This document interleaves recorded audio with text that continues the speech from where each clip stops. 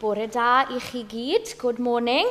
Diolch yn fawr iawn I chi am y croeso rydym wedi derbyn heddiw. Mae'n sicr yn wythnos mawr, fawr iawn I chi yma yn y capel yma yn Llundain wrth I chi baratoi am yr undeb ddiwedd yr wythnos. A dwi hefyd yn ddiolchgar iawn I John a Bethan a Natalie fydd yn cymeryd rhan gyda fi yn yr ystod yr oedfa y bore yma. Maen nhw wedi dod yr holl ffordd o Sir Benfro I gefnogi. Now we are following the time of the Pentecost, which as we know is the beginning of it all and the reason we are sitting here today. We are looking at Jesus telling the disciples what is going to happen, the plan of action, y cydnabyddiaeth bydd ddim byd yn mynd I fod yr un peth eto. Nawr 2000 o flynyddoedd yn ôl roedd adeg y Pentecost yn ddechreuad newydd i'r Eglwys ar y ddaear. Roedd e'n comisiwn newydd I ddilynwyr Iesu. A gallwn ni feddwl bod yn hen gomisiwn erbyn hyn. And people who preach on a Sunday tend to go and repeat the same commission, the same thing over and over again. Rydym yn gweud yr hen stori. Ond dyna beth sy'n arbennig am hanes Iesu yn dyfe. Dydy e byth yn mynd mas o ffasiwn. Dydy e byth yn mynd yn hen. Our faith in Jesus will never go out of fashion as long as there are people who are willing to come together in the name of the Son of God. Ond nawr, I ni mynd I ganu yr emyn cyntaf, ac ar ôl I ni ganu yr emyn cyntaf, hoffem wahodd John I fyny I ddarllen rhan o'r efengil I ni. We'll now share the first hymn, hymn 11, on your leaflets. Hymn 11. Tyred arglwydd io'r I lawr, tyred yn dy gariad mawr, tyred una ni bob un, yn dy gariad pur dy hun. Arglwydd disgyn oddi fri ac yn awr o fewn dy di. Tynnu atat gwna ni'n un, yn dy gariad pur dy hun. Emyn 11, hymn 11, thank you.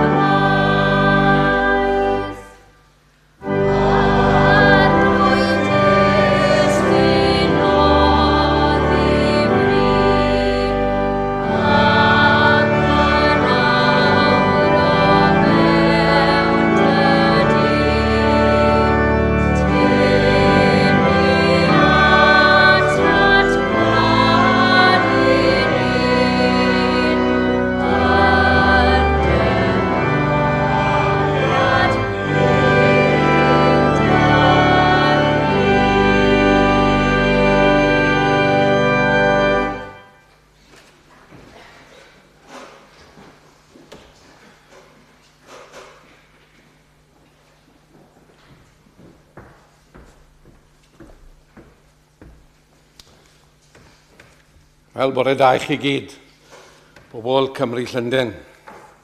Mae'n hyfryd i ddod â cyfarchion paradwys Penfro i'r oedfa hon, ac yn arbennig iawn i gydeirlan bedyddiedig yr achos yma yn y brifddinas. A mae'n hyfryd i weld gwyneb cyfarwydd un o gyfoedion ysgol o fy chwaran arall yn eich plith chi. Wel, mae'r darlleniad heddiw yn sôn am y ddywyd yr Iesu yn cyd-destun yr Ysbryd Glân. Today's reading comes from the Gospel according to John. Dwi am i chi ddychmygu eich hunan yn yr oruwch ystafell. Mae'n amser swper, a mae pawb wedi blino yn dilyn yr wythnos gythryblus hynny. A dyma nhw'r dynion, y disgyblion hynny yw, ac Iesu yn eistedd ac yn trafod. In this room are the men, the disciples who follow Jesus. They're discussing events that have been and planning everything that is actually to come. Mae'r Iesu'n dweud wrthon nhw fod yn ei gadael nhw. Ond fod e'n mynd i ddangos y ffordd cyn y madael. Jesus says, I will show you the way. But Thomas, and there's always a Thomas, but Thomas, the one who always is ready with his questions, asks, but how will we know that way? How will we know the way? Mae'r Iesu'n ymateb trwy ddweud. Jesus responds by saying, ydw i yn mynd, byddwch chi ddim yn fy ngweld am gyfnod, ond byddai gyda chi. But in a sense, I will always remain with you. Dwi ddim yn eich gadael ar ben eich hunain. I won't leave you on your own either. Jesus tells his faithful followers, although you will not be able to see me, we will continue to be in that relationship with each other. However, the relationship will change. Fe fydd na newid ar y berthynas, fel y glown felly, yn y darlleniad. The Gospel, according to John, rehearses very much so the whole essence of that relationship. So we turn to John chapters 14, verses 23 to 29, page 1098 in the English Bible. Bydd yr rhai sydd yn fy ngharu i yn gwneud beth dwi'n ddweud wrthon nhw. Bydd fy nhad yn caru nhw. A byddwn ni'n dod ati nhw i fyw gyda nhw. Fydd pwy bynnag sydd ddim yn fy ngharu ddim yn gwneud beth dwi'n gofyn ohono nhw.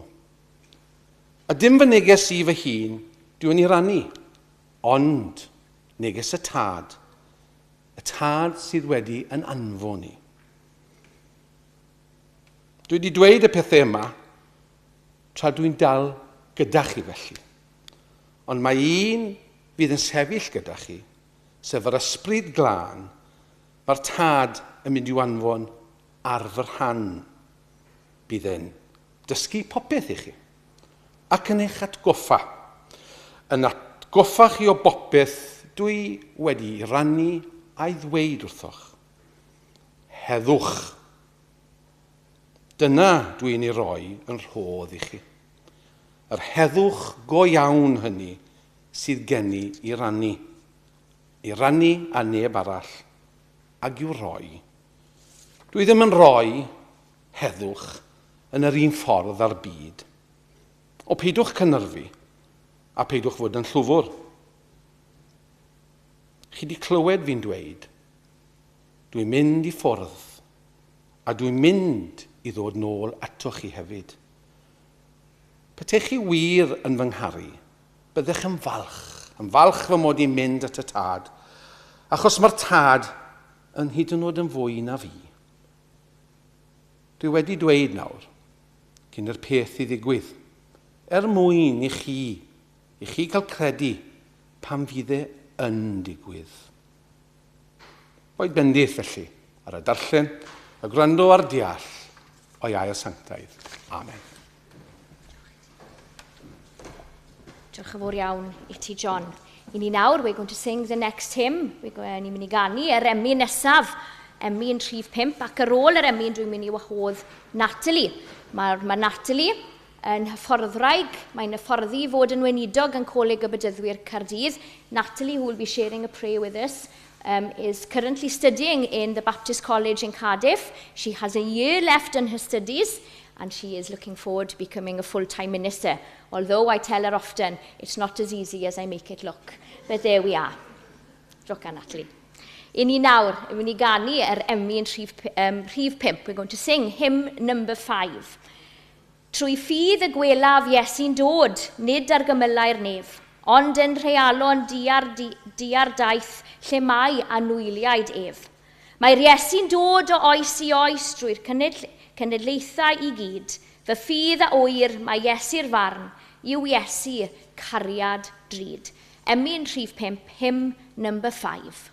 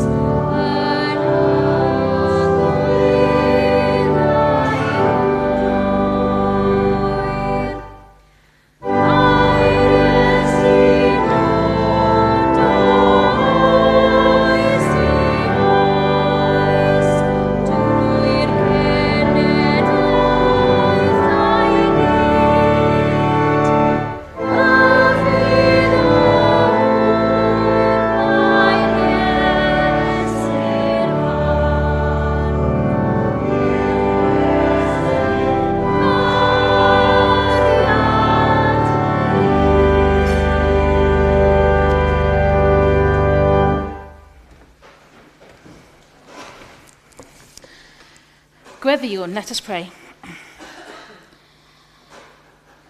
Arglwydd, rydyn ni'n dod ata ti y bore yma gyda'n calonnau llawn o ddiolch. Lord, we come to you here today with our hearts full of thanks. Rydyn ni'n dy diolch am dy holl fendithion. Rydyn ni'n edrych o gwmpas a gweld popeth yr wyt ti wedi ei creu. We thank you, Lord, for your creation, for everything that we see around us. Diolch am y fywyd a nadlaist yno ni, yr hedyn o ffydd a planwyd yno ni. We thank you for the life you breathe into us, Lord, and the seed of faith that you plant in our hearts. Rydym yn dy ddiolch am dy gonsern, am dy ofal, am dy ymrwymiad I ni trwy'r oesoedd. We thank you for your concern, your care, and your commitment to us. You are with us all day, every day. Rydym yn dy ddiolch am dy gariad, diamodol, a ddangosais trwy anfon dy fab, ein brawd yn gwaredwr Iesu Grist. I fyw gyda ni, fel ni, a dangosodd y cariad eithaf trwy marw drosom. Lord, we thank you for your unconditional love you have shown us through your Son, Jesus Christ, who came to live with us, like us, and died for us. When he left us this gift of perfect peace, and we are comforted, Lord, by that. Because of this love, we know that we can turn to in repentance. Maddau ni o arglwydd pan dyn ni'n gadael ein ymheuon cysgodi ein ffydd ac ofyn cysgodi'r heddwch yr wyt ti wedi ei roi ni. Pan dyn ni'n methu ymddiried yn dy dangnefedd perffaith. Cymhella ni arglwydd i droi ata ti yn yr holl sŵn amheuaeth ofyn yn ein byd. Rydyn ni gallu troi ata ti. Forgive us, Lord, when we allow doubt to overshadow our faith and fear to overshadow the peace you have gifted us. Forgive us when we fail to trust in your perfect peace, or perhaps fail to see how this is even possible in our world. Compel us to turn to you, Lord, in all of the noise, in all of the doubt, and all of the fear that we see in our world. Weithiau rydyn ni'n methu gweithredu pan dyn ni'n gweld beth sy'n digwydd i eraill. Yn methu sefyll lan am y rai sy'n cael ei boddi yn y sŵn a'r casineb. Neu wath byth yn troi'n cefnau arnynt wrth ddweud, nid problem ni yw e. Neu gall rhywun arall ei helpu. Maddau ni arglwydd, forgive us when we fail to act on behalf of others, or worse still, turn our backs on them saying it's not our problem, or someone else can help. But we start now, Lord. We act now in praying for those close to us, in our local community, and the wider world. Gweddiwn dros pawb sy'n profi cyfnod o gwrthdaro, o rhyfel. Dros plant sy'n cael ei eni heb gwybod gwir ystyr heddwch. Rho'r gobaith o heddwch iddyn nhw. Gweddiwn dros pawb sy'n gweithio tuag at heddwch hefyd. Lord, we pray for those who are experiencing a period of war, of conflict, and to those who help in times of conflict, who work towards peace. We pray for children, Lord, who are born without knowing what peace actually means. Gweddion dros pawb sy'n dioddef o problemau iechyd a iechyd meddwl gwael, yn ceisio moment bach o orffwys o'r sŵn, o gofidio am y ddyfodol. Rho'r obaith o heddwch a gorffwys iddyn nhw nawr, arglwydd. Lord, we pray for those who are experiencing health problems or poor mental health, who are struggling to find a moment of rest, or who perhaps are worrying about what the future may hold. Give them rest, Lord. Give them peace in their hearts. Gweddiwn dros pawb sy'n teimlo'n unig, sy'n teimlo'i ffydd yn wan, llenwa nhw a dy gariad, llenwa nhw a gobaith arglwydd. We pray for those who are feeling lonely, who perhaps feel that their faith is weakening. Fill their hearts with love, Lord. Fill their hearts with hope, as we hope that you will always be with us. As we navigate the complexities of life in times of uncertainty, hatred and chaos, we ask that you fill us with the hope of the peace that you bring. Whether you yn hyn oll yn enw ein tywysog tangnefedd, ein harglwydd, ein brawd, Iesu Grist. Amen.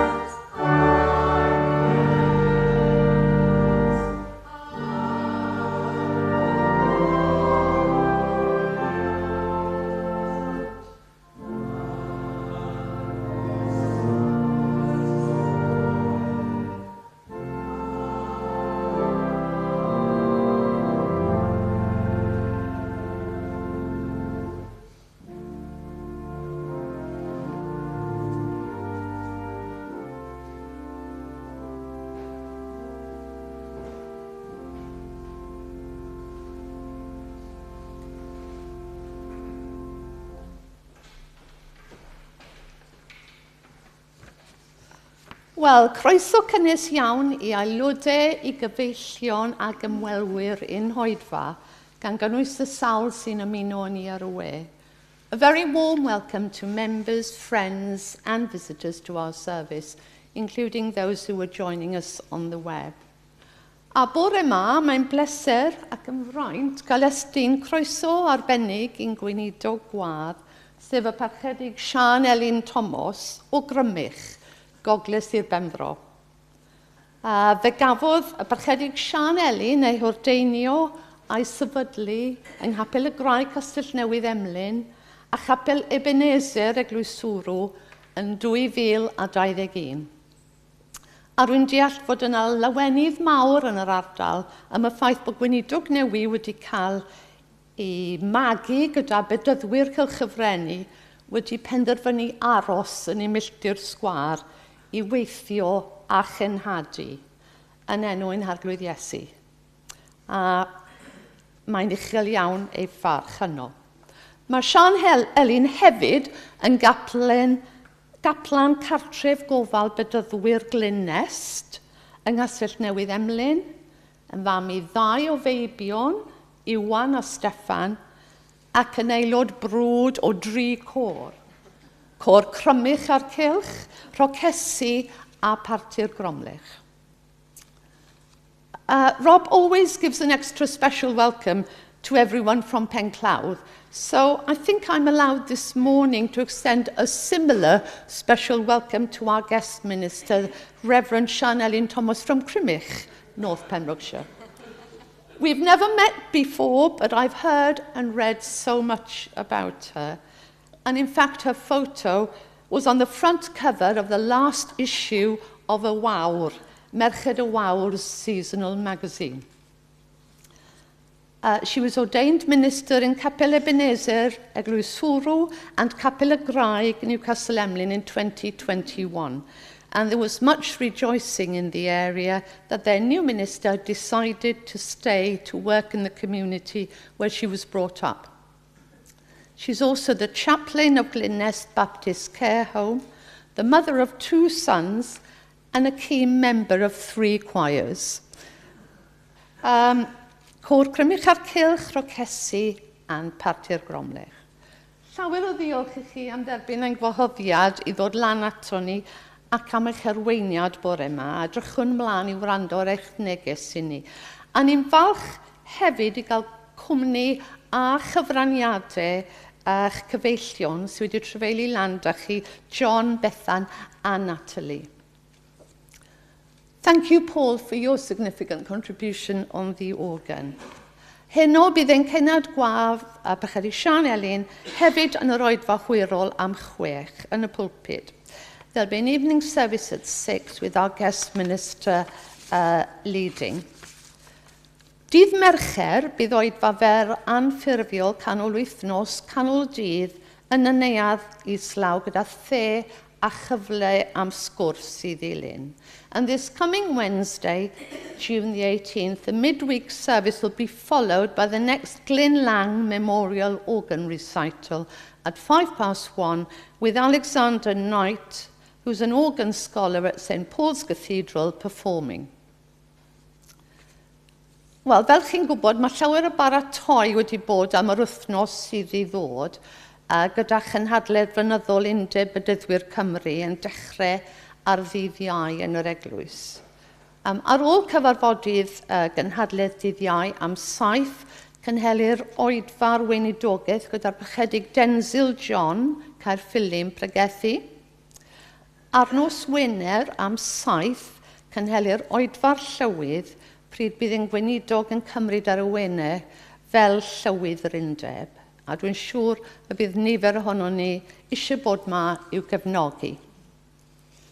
We're also very fortunate that next Saturday evening at 7, there'll be a sacred concert here with Côr Llundain conducted by Will performing, as well as the renowned soloists Eleri Gwilym, Tristan Llyr, Manon, and Iestyn. You're advised to please buy your ticket beforehand on Eventbrite, if at all possible. Bore Dydd Sul, am 11 bydd oedfa, bore Dydd Sul nesa, am 11 bydd oedfa gymyn undebol Eglwysi Cymraeg Llundain. Yma gyda'r barchedig Owain Llyr, sef un o blant o'r eglwys, yn arwen yr oedfa. So that's next Sunday morning. There'll be a joint London Welsh Chapel's communion service here with the Reverend Owain Llyr, Cardiff, leading the service. Then next Sunday at 6 o'clock, there'll be a bilingual preaching service with the Reverend Dr. Simon Woodman from Bloomsbury Baptist Church preaching. Mae mwy o fanylion yn yr rhaglenni yn y lobby. Un dyddiad arall i'r dyddiadur, cyfle arall i glywed Côr Llundain, bydd cyngerdd haf Côr Llundain yma ar Orffennaf y 12fed am 4 o gloch. A bydd plant ysgol Gymraeg Llundain, oedd yn canu yn Tafwyl Dwe, yn perfformio hefyd. A mae tocynnau ar gael ar Eventbrite hefyd.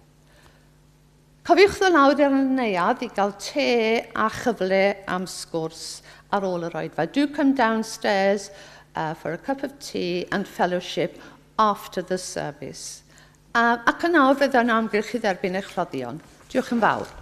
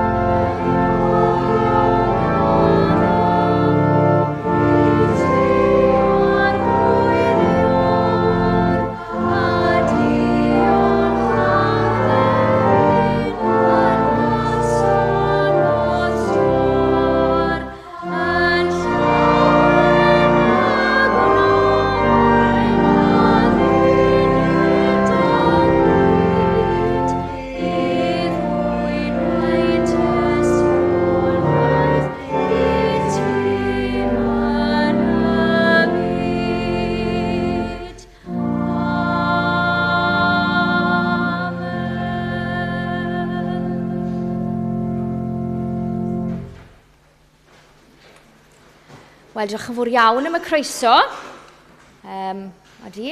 Dwi'n wedi aros yn y milltir sgwar. Magi yn boncath, merch o Ceredigion, wedd mam, felly ag eith i enni gyfyrddin, so dwi wir yn dyfed, fel dwi'n i weid. Ond thank you very much for that warm welcome. As we go and sing now the third hymn, something struck me in Natalie's beautiful prayer. I gave her the theme. Theme today is peace, as you heard from John's reading as well. Peace. It's a very fragile thing, isn't it? Inner peace we have in ourselves, and peace outside these chapel walls. We've seen so many things over the news these last few days, weeks, months, that cause us concern, that causes us worry. So as we go into the next hymn, and before you hear the message, think about what peace means to you. That's all I'll say for now, and hopefully you'll enjoy the sermon. Emyn nesaf felly de, the next hymn is hymn number 24, Emyn 24. Hymn number 24. Great is thy faithfulness, O God my Father. There is no shadow of turning with thee. Thou changest not, thy compassions they fail not, as thou hast been thou forever wilt be. Great is thy faithfulness. Hymn number 24.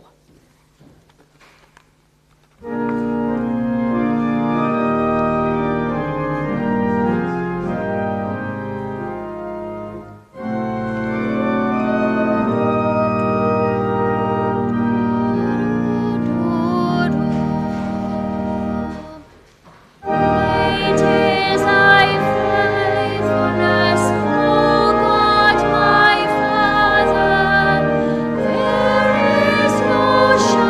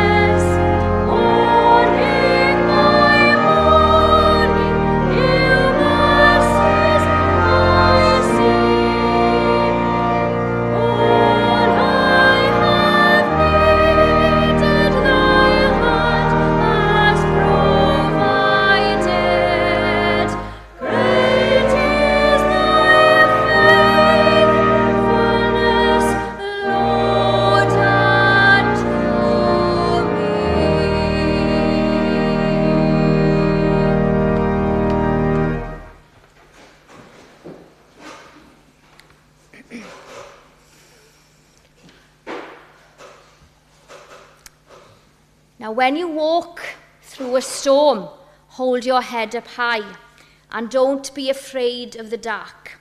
At the end of the storm, there's a golden sky and the sweet silver song of the lark. Nawr, my husband, mae fy ngŵr Dylan, yn gweud pethau yn aml, bydde John a Bethan yn gallu cytuno fan hyn, yn gweud wrthau'n aml, yn ystod wrthnos wrth i fi arwain i fyny at y sil, ac yn aml, mae Dylan yn gweud pethau wrthau. Dylan tells me things, he mentions or asks me a question about the sermon on Sunday. And very often what he tells me ends up in the sermon. And he very often regrets it. Ond, fe nath e ddweud rhywbeth wrthau wrth i fi baratoi am y neges yma. Nawr, mae rhaid i chi ddeall fan hyn cyn i fi barhau bod Dylan yn fan enfawr o Lerpwl. My husband is a massive Liverpool fan. Both of them, my son and my husband. And Dylan said to me then, well, how are you going to get the fact that Liverpool won the Premier League into the sermon on Sunday? Ci ddweud y gwir, o'n i ddim yn siŵr iawn, a hefyd i ddweud y gwir eto, o'n i'n stybwrno braidd, bod fi ddim yn mynd i sôn amdani nhw o gwbl, achos credwch chi fi, bobl bach Llundain, dyna gyd dwi'n clywed amdano. That's all I hear from morning, noon and night is Liverpool, especially with the transfer deadline looming. Ond gweithaf hyn i gyd, o dan ddylanwad y dynion getre, dyma fi yn siarad am Liverpool. Drwy feddwl am y gân enwog erbyn hyn. Dwi'n poeni y ddau yn aml, I tease them sometimes, telling them it's a song from a musical. It's nothing to do with football, although it has now come an anthem, You'll Never Walk Alone. But let us look at that line. When you walk through a storm, hold your head up high. They are very familiar words to us, aren't they? In more ways than one. Nawr, storm.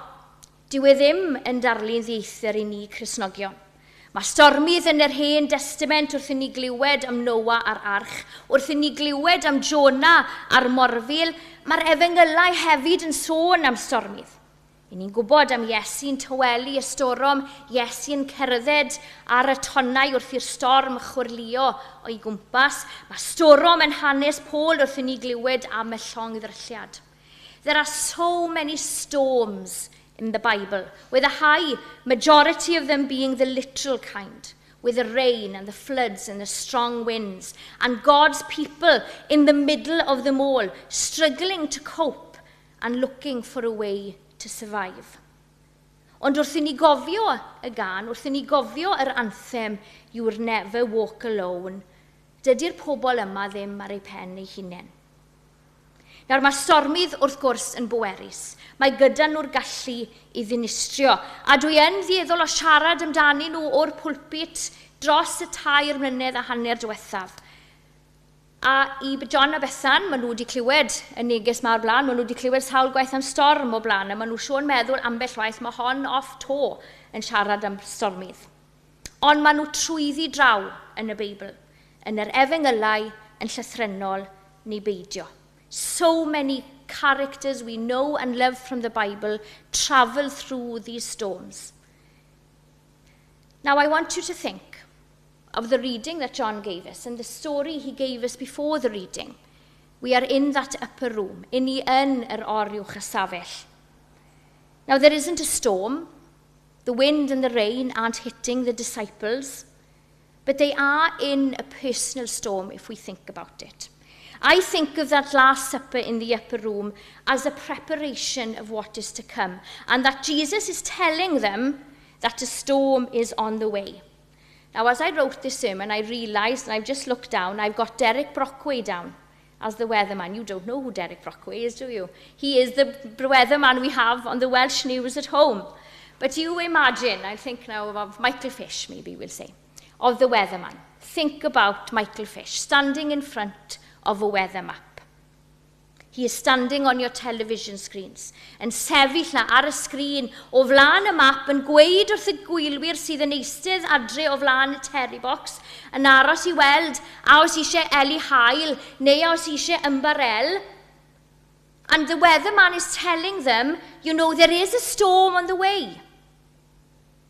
As Jesus was telling his disciples, there is a storm on the way. Enjoy things while the sun is shining. Enjoy this quiet time, because there is a storm coming. Mae yna storm ar y ffordd. Mwynhewch yr haul tra bod y mab oes bach, achos dyma'r adeg tawel cyn iddo daro.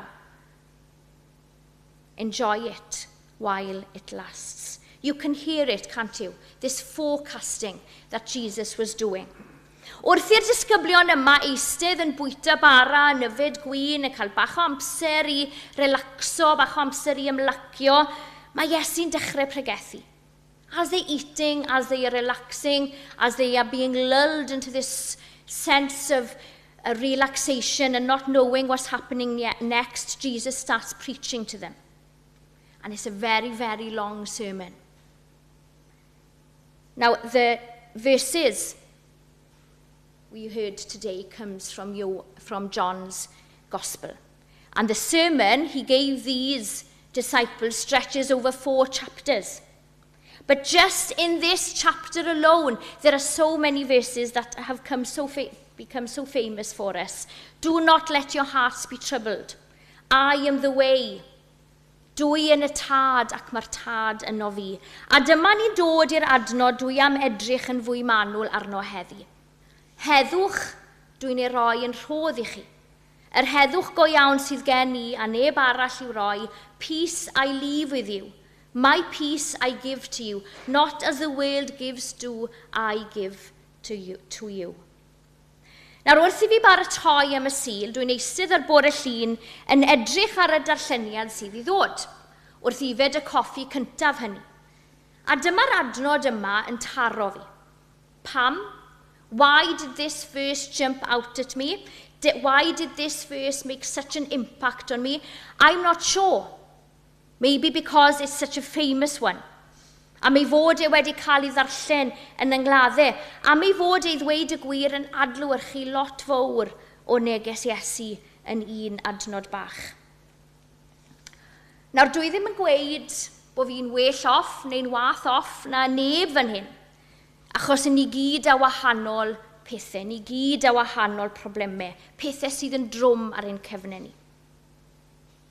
Colli anwyliad, stres am gwaith, iechyd y pobl i ni'n caru, cwmpo mas gyda pobl i chi'n nabod neu wedi ymddiried ynddo. Gymaint o wahanol pethau. Bagage sydd yn drwm ac yn dal chi lawr. A mae hynny'n wir amdana i hefyd. We all have these personal problems, these personal issues that hold us down. Our health, the health of the people we love, people who are around us, who maybe we don't get on with. A gobeithio bod yn iawn, ond dwi'n mynd i siarad am fy profiadau personol i nawr. Dwi wedi gweld adegau anodd. We all have problems in our lives, and we've all had these hard times, and I'm no different to any of you. I lost my mother when she was only 52 to a very cruel disease called motor neuron, which was obviously very difficult for us as a family. Losing my father to cancer a few months after I was ordained, and so many other things. And people ask me, how do I keep going? How can you stand in the pulpit on a Sunday, preaching about God's love when you have gone through so many things? Pobl yn gweud, siwt wyt ti'n cadw fynd, neu siwt wyt ti'n môr gryf. A doedd dim ryw lawer o ateb gyda fi iddyn nhw i ddweud y gwir, ac yn angytuno'n llwyr am y busnes cryf yma. I'm not the strongest person. Many people say I am, but I'm not. I'm as soft as a marshmallow, and I cry at the drop of a hat. But what I do tell people when they ask me how I keep going is my faith.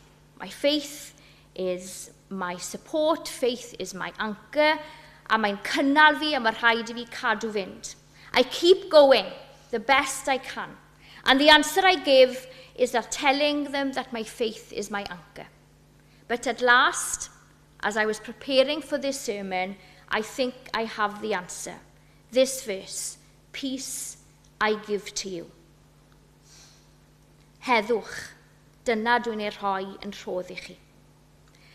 A dyna sut dwi'n meddwl amdano yw fel hyn. wrth feddwl am y stormydd yma sydd yn digwydd yn ein bywydau, y rhai hynny sydd wedi bod a'r rhai hynny sydd yn mynd i ddod, bod Iesu'n cynnig y cyfle hynny i ni i eistedd yn llygad y storm. This verse tells me that whatever is going on, Jesus gives me the opportunity to sit in the eye of the storm. Nawr, mae'r llygad yma yn cynnig adeg o lonyddwch yn ganol popeth.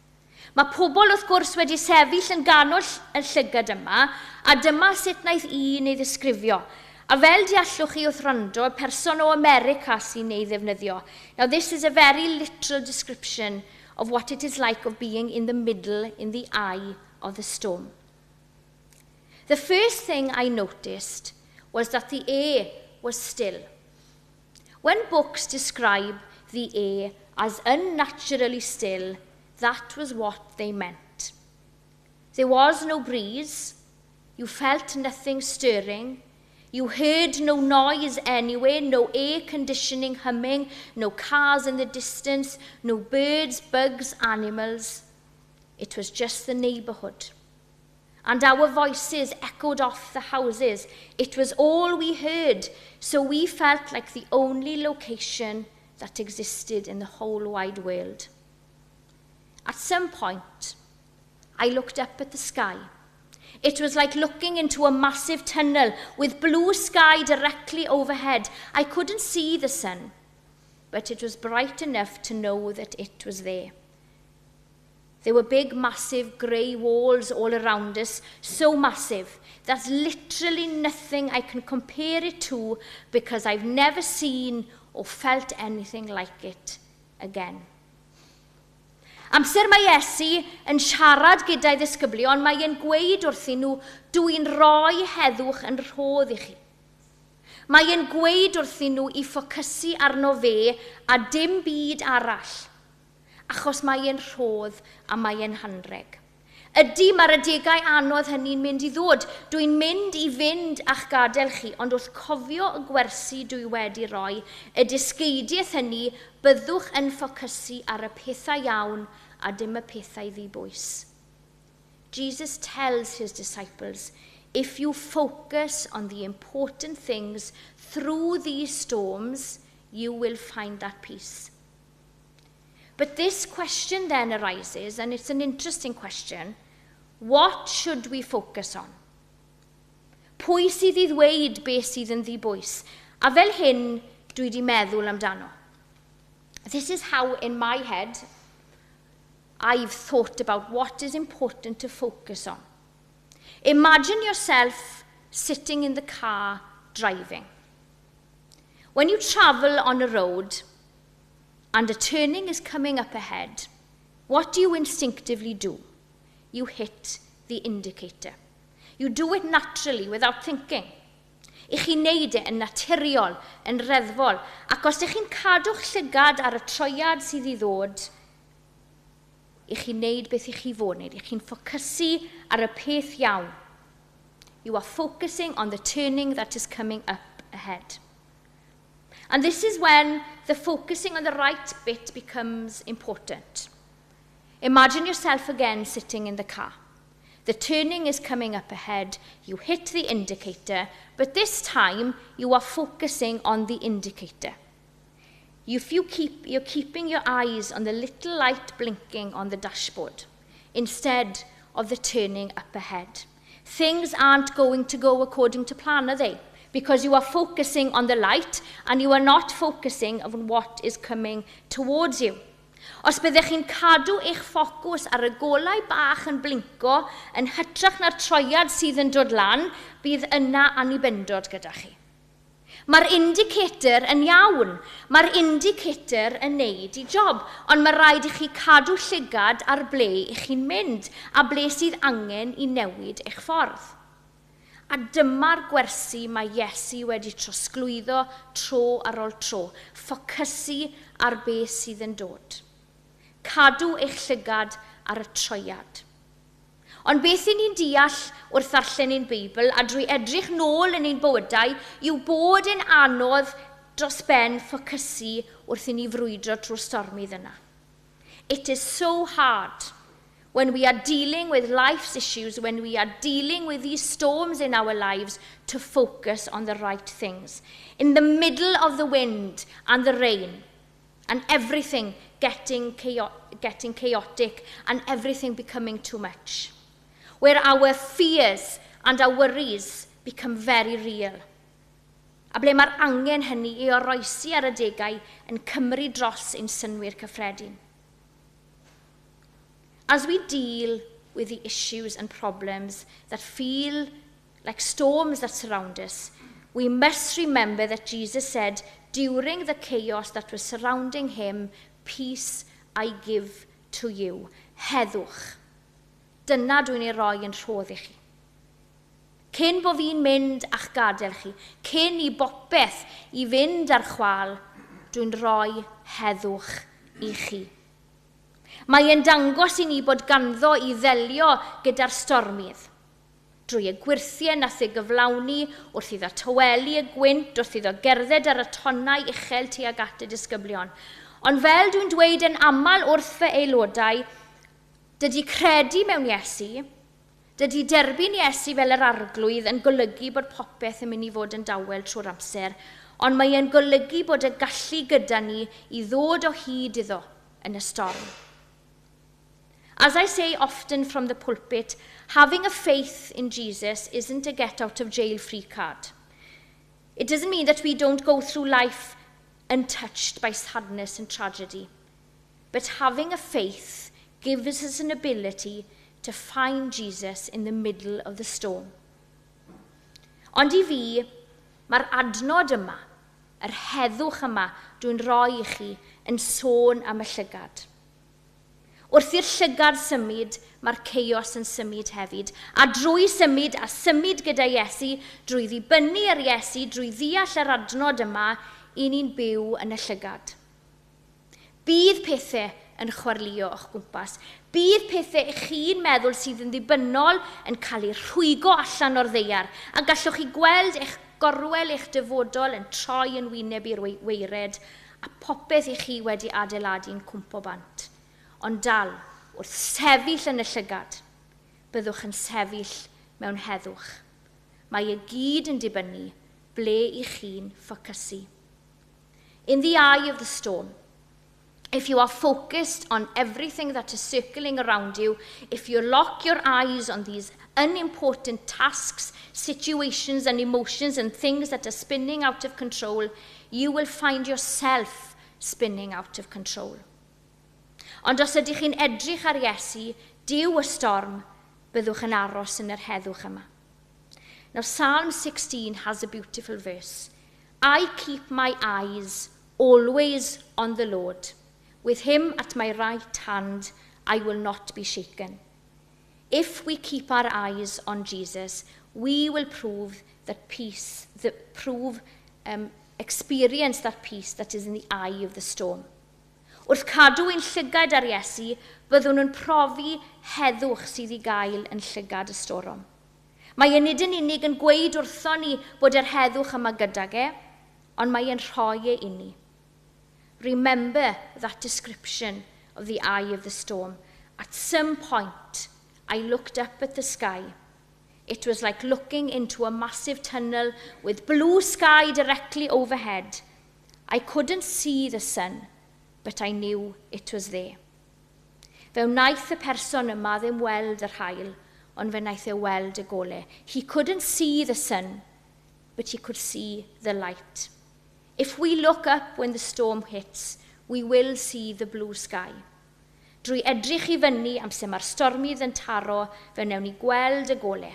Trwy ffocysu ar gwersi a disgeidiaeth Iesu, fe wnawn ni fyw yn yr heddwch go iawn sydd gan Iesu a neb arall i'w roi.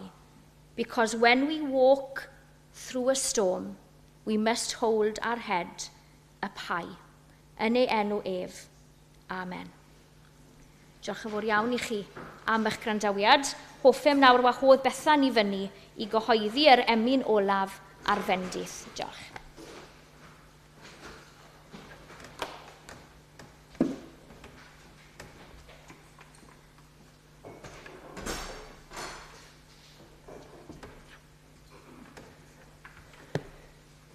Diolch, Sianelin. Braint a pleser cael sefyll yma gyda ti bore yma. A pleasure and a privilege to stand with you here this morning. Gewn ni gyd gan i'r emyn ola bore yma, rhif 4 yn y daflen, number 4 in the leaflet. Môr beraidd i'r credadu'n gwan, i'w hyfryd enw Crist. Mae'n llesu'n poen yn gwella'n cliw, yn lladd ei ofnau trist. I'r ysbryd clwyfus rhydd iachad, hedd i'r drollodus ffron. Mae'n fanna i'r newynog ddyn, i'r blin gorffwys y fan lon. Iesu fy mhroffwyd i am pen, fy ffeirniad mawr am brawd, fy mywyd i, fy ffordd fy nod, derbyn fy molia'n tlawd. Number 4, rhif 4.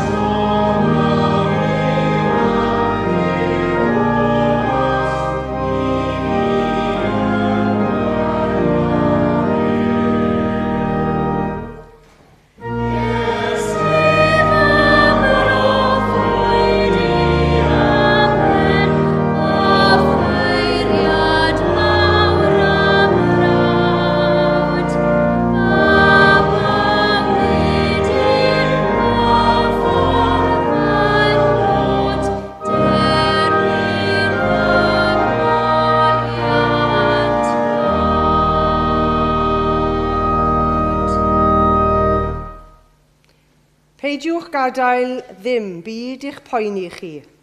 Gweddiwch a gofyn i Dduw am bopeth sydd arnoch ei angen, a byddwch yn ddiolchgar bob amser. Byddwch chi'n profi'r heddwch perffaith mae Duw yn ei roi, y daioni sydd tu hwnt i bob dychymyg, yn gwarchod eich colonnau a'ch meddyliau wrth i chi ddilyn y Meseia Iesu. Gras ein harglwydd Iesu Grist a chariad Duw, a chymdeithas yr ysbryd glân, y fyddo gyda chi oll o'r awr hon hyd yn oes oesoedd. Amen.